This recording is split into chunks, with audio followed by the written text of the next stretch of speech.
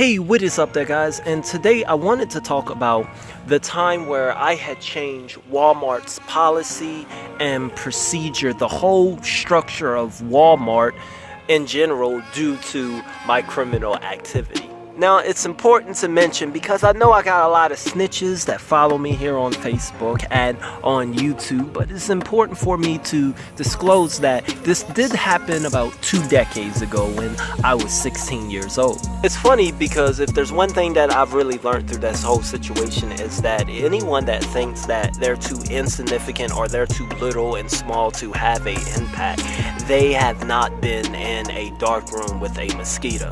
Anyway, getting back to how I changed Walmart due to my criminal activity, it started when I was 16 years old and I was a cart pusher.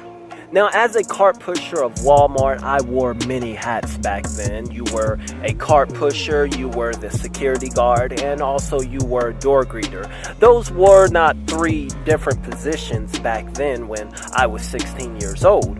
So what I used to do, I used to allow family and friends to just fill their cart with food and electronics and clothing and fill their carts with stuff and just walk out.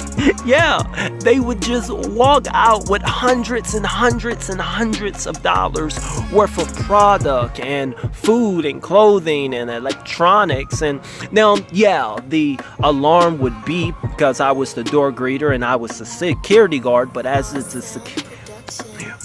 the door greeter, I was there to check the receipts. So I would go and check their receipts. Now, these receipts, they were either prior receipts that I gave them or just fake receipts. And I would just look, okay, you're good. And these receipts had something like a lemonade on it or whatnot. I know.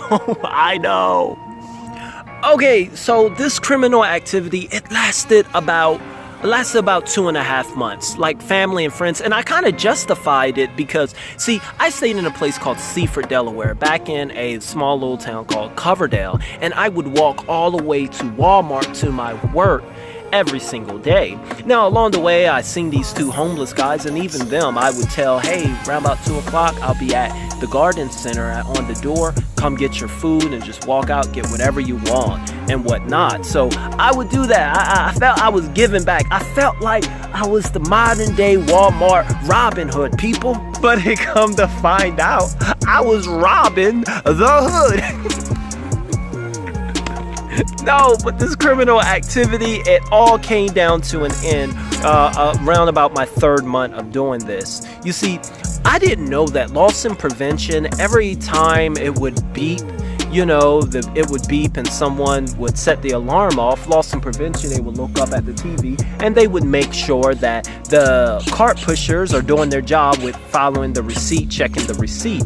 And say they would look, it would beep. They would look, it would beep. And they would look. And then finally, it got to the point where they were like, why is it Marcus' side always beeping? Why is everybody trying to always steal from his side? So anyway, they caught on after investigation work and they brung me into a little room at the end of my shift. So anyway, people, yeah, the gig was up. I was in this room with these 2 young guys from Loss and Prevention. They were like 20, 21 years old. And they played me good. But I was 16 years old. I was super scared. And I felt like I was going away. I knew that the gig was up. I was going away. I was going to jail for a very long time. And so I was preparing my mind. I was preparing myself mentally. I was preparing my body physical. I don't know what that means. But I was preparing myself, guys. I was preparing myself to be locked away for a very long time. All these boys, they get in. And you can tell that they were watching movies. And they get in, they storm in, and they throw a manila folder on the desk. Pow! Right in front of me. I jump. I scared. And they tell me, we have everything.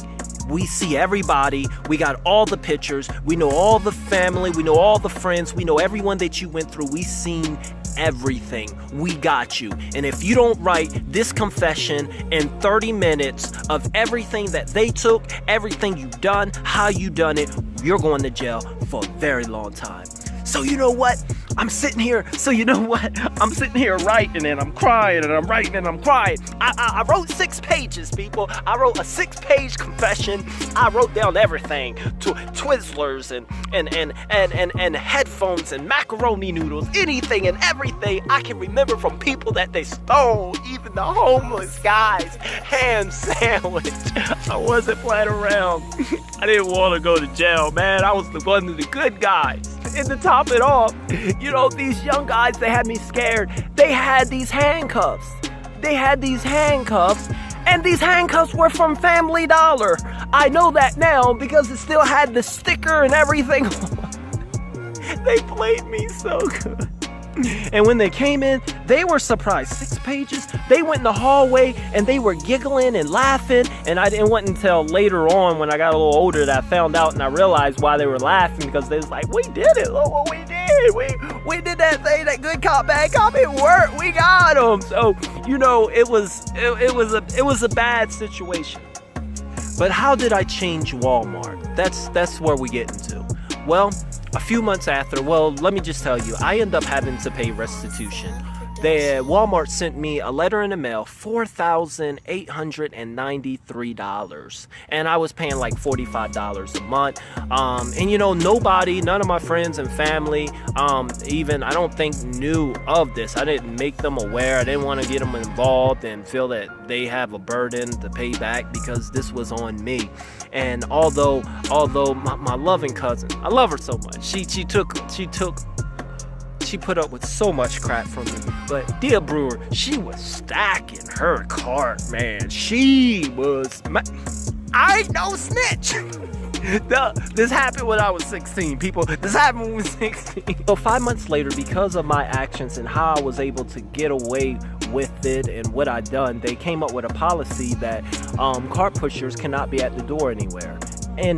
They cannot be door greeting. They cannot be at the door. They need to be on the side. They need to be outside. They need to be with carts at all time, or they will be fired. That was the new policy at that store.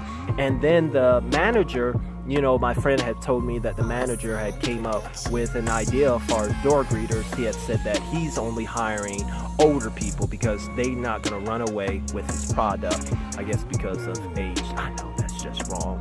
So he decided to. So if anything, I brought jobs to senior citizens. Wow. Oh, but anyway, like I was saying, so this policy that this store, it took off in Delaware. So later on in that year, all the other Walmarts, they were doing the same thing. You know, they stopped cart pushers from being door greeters and security guards. And then this took off national. And then Walmart just adopted the whole thing. So now today, they only hire senior citizens as door greeters, or you have to be up in age.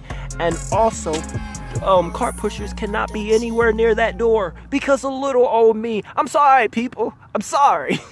But I'm a change man. Look at my range, man. I got a whole new game plan. Oh, yeah. That's how I changed Walmart, the policy and the procedure. And I brought jobs to the senior citizens. That is gonna be my legacy for Walmart. I sometimes still shop and I walk into Walmart and I have to wonder, do anybody know my story of how this become? I had to tell my story, people, and I always wonder if they got my picture up, like somewhere in the back room. The cart pushing bandit. I don't know. But anyway, today I tell my story, people. What's the moral of this? This story lacked morals and ethics. I know. I'm not that dude anymore. Guys, as always, KIP, please keep it positive. It's gonna be alright. I thank you guys for watching.